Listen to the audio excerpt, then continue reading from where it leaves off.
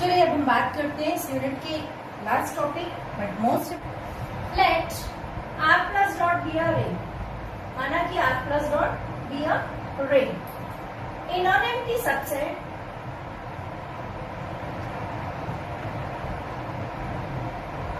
m of r is called left r modulo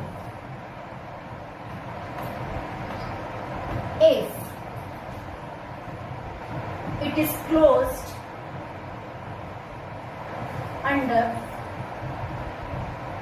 addition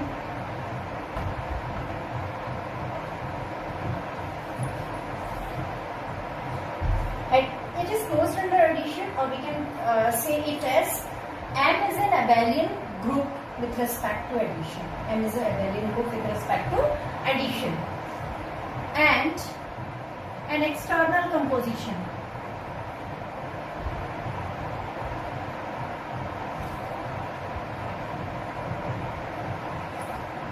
dot, which is defined as dot or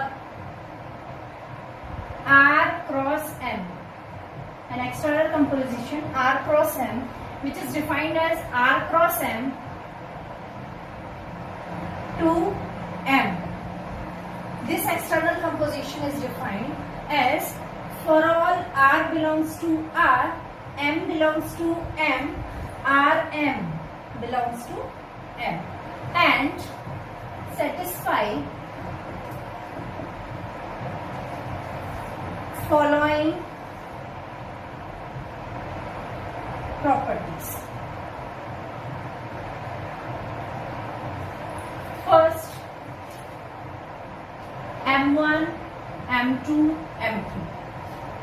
M1 is R, M1 plus M2 is equal to Rm1 plus Rm2. R1 plus R2m is equal to R1m plus R2m. R1 R2m is equal to R1 R2m. For all R, R1, R2 belongs to R, and for all M, M1, M2 belongs to M. This is called a left R module. See, all the elements of R are multiplied from the left. That's why it is called left R module. If they are multiplied from right, means this property is gone from R M1 plus M2 to M1 plus M2 into R is equal to M1R plus M2R.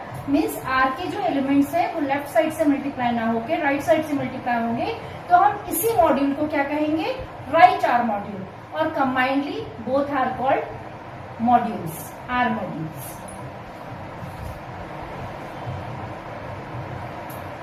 If R is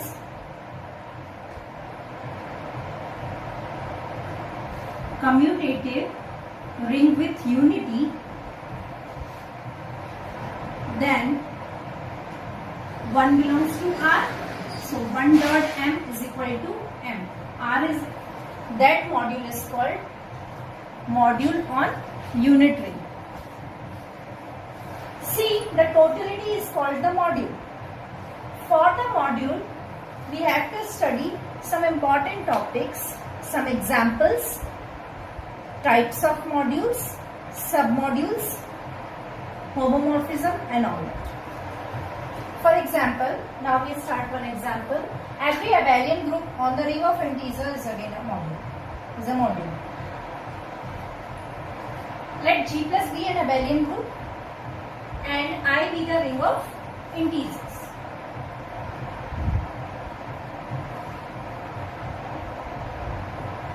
ध्यान दीजिए, G plus B an abelian group and I be the ring of integer. हमको G को I पर एक module सिद्ध करना है. Module की सबसे पहली प्रॉपर्टी क्या थी कि मॉड्यूल को प्लस के लिए क्लोज्ड होना चाहिए. एक्चुअली उसको प्लस के लिए एक abelian ग्रुप आना चाहिए. तो फर्स्ट प्रॉपर्टी तो सेटिस्फाई होगी. उसके बाद नेक्स्ट m1 m2 m3 हमको सेटिस्फाई करनी है। तो m1 m2 m3 सेटिस्फाई करने के लिए यहाँ पे r की जगह क्या है, ring of integers, means all the values are integers, positive and negative and zero.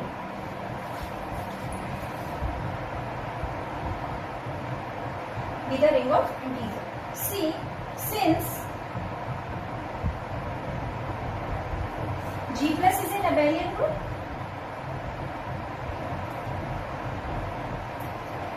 so to prove that G is a module on I, we have only to show that, क्या show करना है उनको, we have only to show that the three properties, what three properties, m1 and g1 plus g2 is equal to ng1 plus ng2. Second, n1 plus n2 g is equal to n1g plus n2g. And third, n1 n2 n1 n2g is equal to n1 n2g for all n1 n2 belongs to I and g1 g2 belongs to g। ध्यान दीजिए n किसके अवयव है, integers के। तो एक common सा जो लॉ लगता है इंटीजर्स के लिए कि ng का क्या मतलब होगा, ng means g is added up to n times। ये जो टोटली g है वो कितने टाइम्स ऐड हुआ है, n टाइम्स। 0 इंटू जी का मतलब क्या होगा, 0 into g always be equal to 0, 0 की प्रॉपर्टी।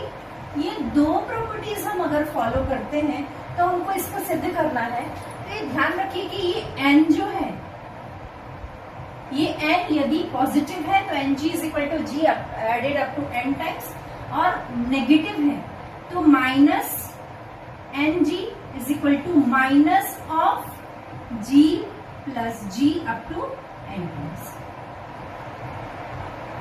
मतलब माइनस माइनस माइनस जो वैल्यू आएगी वो इस प्रकार से प्राप्त होगी। और इसे सिद्ध करने के लिए हमको 3 शर्तों पर बात करनी होगी। पहली शर्त, स्थिति 1, case 1, n is positive integer. Case 2, n is equal to 0. Case 3, n is negative integer। इन तीनों ही शर्तों में हमको m1, m2, m3 को सिद्ध करना है। चलिए, case 1, n is positive integer. n जब पॉजिटिव इंटीजर होगा तो m1 में हमको क्या करना है, n पॉजिटिव इंटीजर मीन्स वहां n की बात हो रही है। तो केस 1 में हमको क्या सिद्ध करना है, for g belongs to, for all g1 g2 belongs to g, n belongs to n is positive, we know that. तो n g1 is equal to what, g1 plus g1 कब तक, n times. n g2 is equal to g2 up to, g2 is added up to n times, n g1 plus g2। तो अब इस पे ध्यान दीजिए, n g1 plus g2 is equal to what, n g1 plus g2 is equal to g1 plus g2 plus g1 plus g2 कब तक, n times. और इसको थोड़ा स्प्लिट करके लिखिए, g1 प्लस g1, सारे g1 n टाइम्स, और g2 plus g2 कहां तक, n टाइम्स। और इसका मतलब है n g1 plus n g2, जैसा कि मैं ऊपर लिख चुकी हूं। ये सिद्ध। दूसरी प्रॉपर्टी M2। M2 क्या है? M2 के लिए late N1, N2 belongs to I are positive integers। ठीक है, और G belongs to G। तो हमको क्या सिद्ध करना है? तो हमको सिद्ध करना है M2 में N1 प्लस N2 G। सी N1 प्लस N2 G मतलब G plus G। Obviously N1 plus N2 भी एक इंटीजर ही होगा। कितने times? N1 plus N2 times. मतलब G plus G N1 times, N1 times. और वैसे ही G प्लस G कितने times? N2 times. मतलब ये क्या हो जाएगा? N1G plus N2G। The third property is M3। M3 कैसे सिद्ध होगा? सेम वही N1 और N2 लेना है हमको, वही चीज N1, N2 let N1 N2 belongs to I plus, मैं आप शॉर्टकट लिख रही हूँ, पॉजिटिव इंटीजर को फॉलो करेगा, and G belongs to G। तो क्या हो जाएगा? N1 N2G is equal to क्या होगा? तो N1 N2G मतलब G प्लस G कहां तक? N2 times.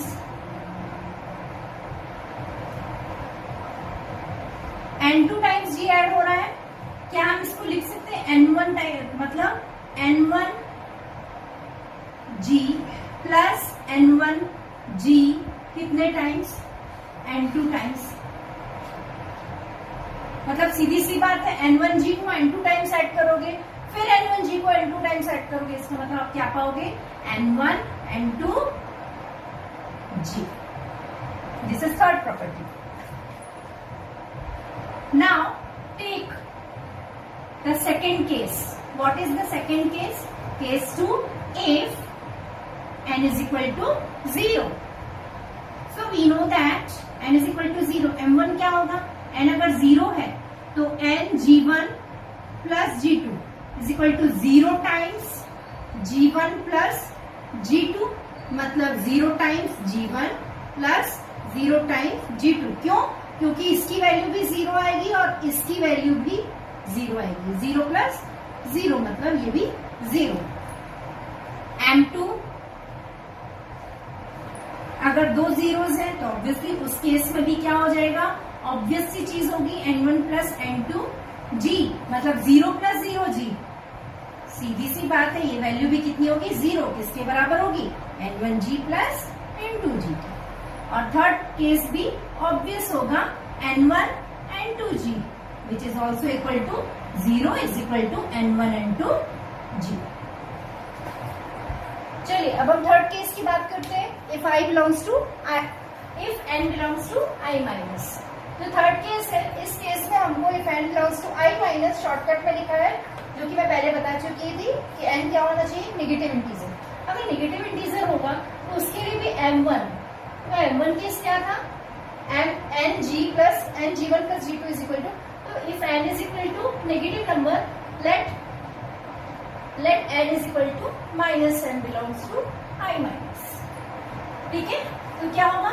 For all G1 G2 belongs to G and G1 plus G2 is equal to what?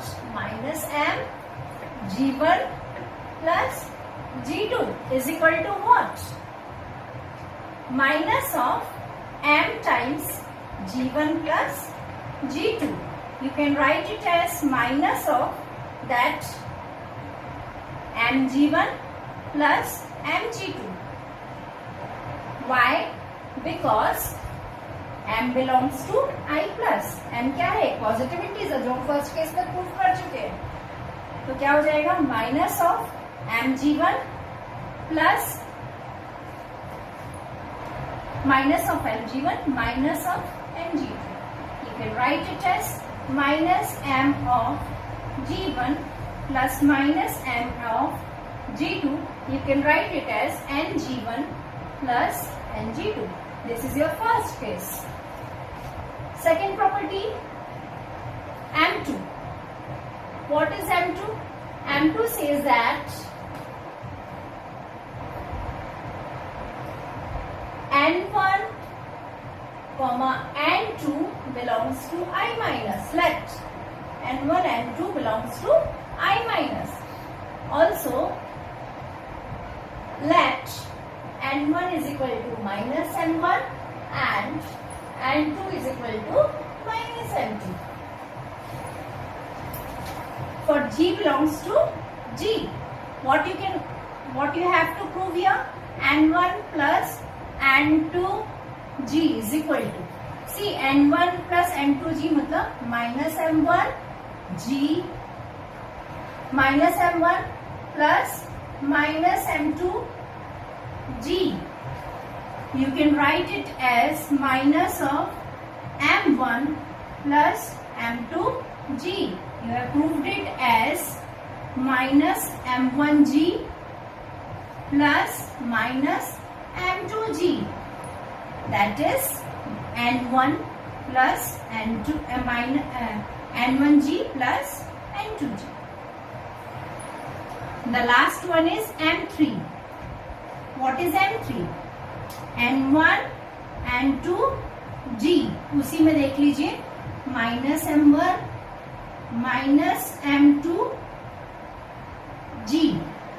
वही चीज होगी minus of M1 minus M2G.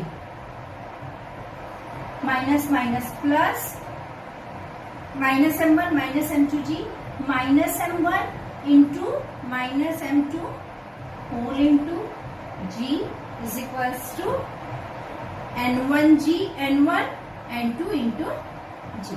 This was your third case. Means for all the three cases we can say that the abelian group G is always a module or R module on the ring of